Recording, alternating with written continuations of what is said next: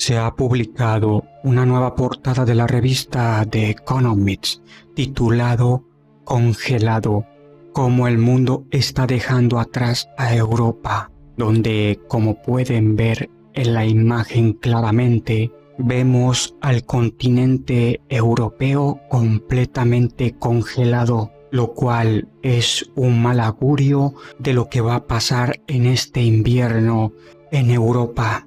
Lo que quiere decir que la crisis energética, el corte de suministro de gas, va a afectar seriamente a Europa, congelándolo completamente. Incluso causaría una crisis, una paralización de todo el continente europeo. Y el corte de suministro de gas va a ser un detonante de la crisis económica y geopolítica que se viene para el próximo año. En el artículo de esta portada dice lo siguiente: Europa se enfrenta a una crisis energética y geopolítica duradera. Esto lo debilitará y amenazará su posición global.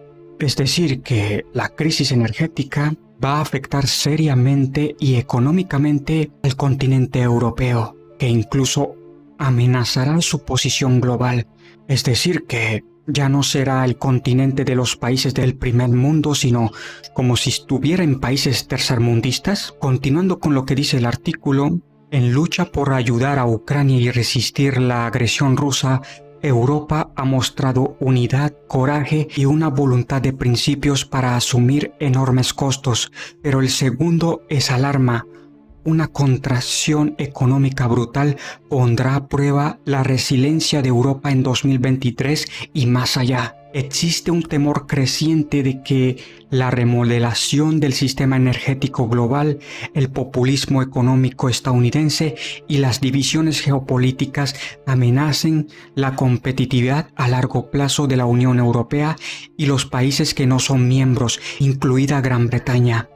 No es solo la prosperidad del continente lo que está en peligro, también lo está la salud de la Alianza Transatlántica, la OTAN. Entonces, lo que quiere decir este artículo es que la crisis energética que se avecina muy pronto afectará económicamente a Europa, incluso causará una gran discordia dentro de la Alianza Atlántica de la OTAN. Lo que eso busca Putin, no atacarlos directamente con una guerra, sino con esta guerra energética, debilitar a la Unión Europea en invierno para así aprovecharse de la situación.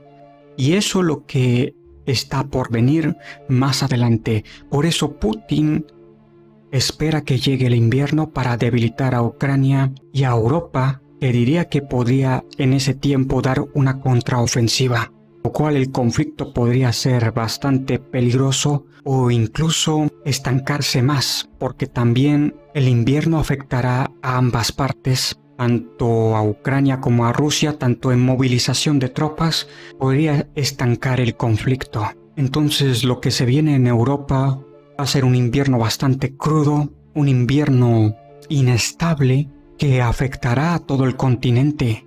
Incluso se habla de que la crisis energética de Europa persistirá durante años si la región no logra reducir la demanda y asegurar nuevos suministros de gas, según nuevas advertencias de ejecutivos y analistas de la industria energética. Entonces, la situación del invierno en Europa va a comenzar, diría que después del 21 de diciembre, a mitad de diciembre de 2022, comenzará el invierno en Europa, que durará hasta mitad de marzo del próximo año. Entonces en ese tiempo va a ser bastante complicado en el tema energético y climático en Europa. De diciembre de 2022 hasta marzo de 2023 va a ser un tiempo bastante complicado. Lo curioso de todo es que el editor de The Economist, Tom Steinhead, dijo que la crisis energética acelerará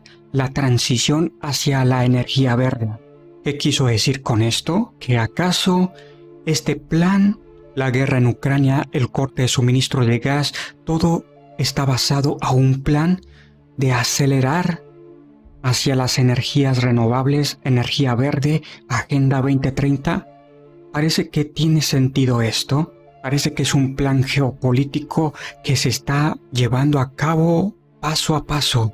La élite parece ser que está acelerando la transición de la Agenda 2030. Incluso en este artículo dice que la crisis energética global puede estar acelerando los esfuerzos de descarbonización, dice Pete Biddle.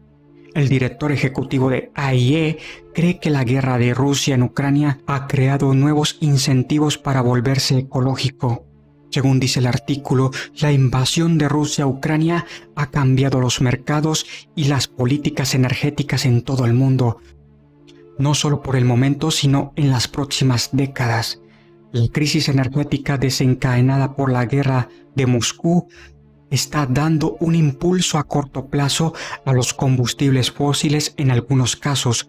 Se ha quemado más carbón en Europa, por ejemplo, porque los precios del gas natural han sido extremadamente altos, pero creo que es probable que este impulso sea temporal.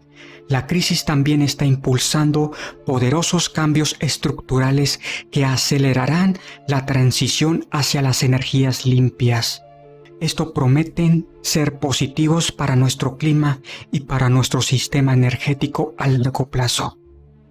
Entonces, este conflicto, crisis energética, se está impulsando para una cosa: hacia la transición energética, hacia la Agenda 2030. Y todos están participando. Y recuerden la última portada que analicé en videos anteriores.